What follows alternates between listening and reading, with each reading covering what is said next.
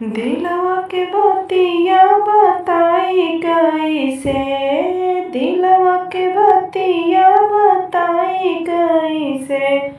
पिया ठाड़ अंगनवा बोलाई कैसे, पिया ठाड़ अंगनवा बोलाई कैसे।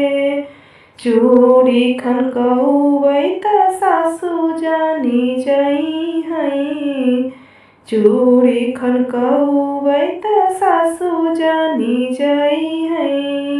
मथवा के बिंदिया देखाई कैसे, मथवा के बिंदिया देखाई कैसे। पियवा ठाड़ अंगनवा बोलाई कैसे, पियवा ठाड़ अंगनवा बोलाई कैसे। दिलवा के बतिया बताई कैसे, दिलवा के बतिया बताई कैसे।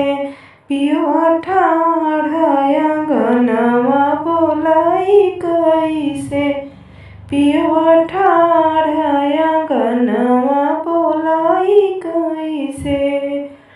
पायल बजौबै जेठान जानी जाई है, पायल खनकौबै जेठानी जान जाई है। होठवा के लालिया देखाई कैसे, होठवा के लालिया देखाई कैसे। पिया ठाड़ अंगनवा बोलाई कैसे, पियवा ठाड़ अंगनवा बोलाई कैसे। दिलवा के बतिया बताई कैसे, दिलवा के बतिया बताई कैसे।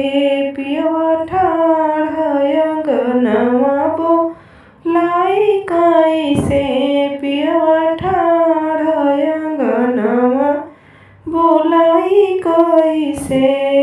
फोनवा लगौबै देवर जानी जाई है, फोनवा लगौबै देवर जानी जाई है। रेशम के चोलिया देखाई कैसे, रेशम के चोलिया देखाई कैसे। पियवा ठाड़ अंगनवा बोलाई कैसे, पियवा ठाड़ अंगनवा बोलाई कैसे। दिलवा के बतिया बताई कैसे, दिलवा के बतिया बताई कैसे। पिया ठाड़ अंगनवा बोलाई कैसे। मरबैसन करिया ननद जानी जाई है, करबै सरवा ननद जानी जाई है। घूंघटा उठाई के देखाई कैसे, घूंघटा उठाई के देखाई कैसे। पिया ठाड़ अंगनवा बोलाई कैसे, पिया ठाड़ अंगनवा बोलाई कैसे। दिलवा के बतिया बताई कैसे, दिलवा के बतिया बताई कैसे।